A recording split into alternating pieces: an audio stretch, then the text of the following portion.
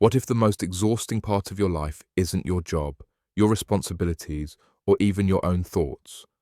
What if it's simply being seen by other people? Jean-Paul Sartre didn't just observe this phenomenon, he declared it the fundamental condition of human existence. You know this feeling intimately.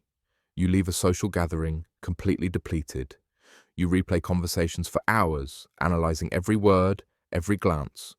You feel like you're constantly performing, never quite being yourself. Around certain people, you feel diminished, reduced to something smaller than you actually are. This isn't social anxiety, this isn't introversion. According to Sartre, this is the unavoidable consequence of consciousness encountering consciousness. In his masterwork, Being and Nothingness, Sartre introduces a revolutionary concept called the look. When another person looks at you, something profound happens. You suddenly become an object in their world, frozen in their perception.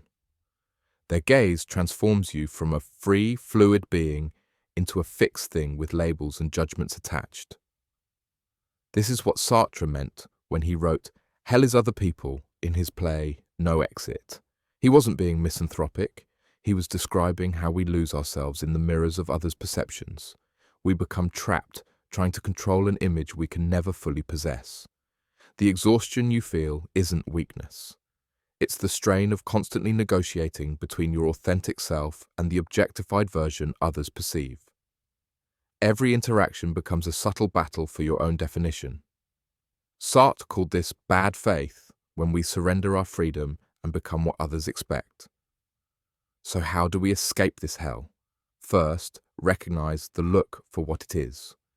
When you feel that familiar drain, acknowledge that someone's perception is threatening your self-definition. Second, practice what Sartre called radical authenticity. Make choices based on your values, not others' expectations.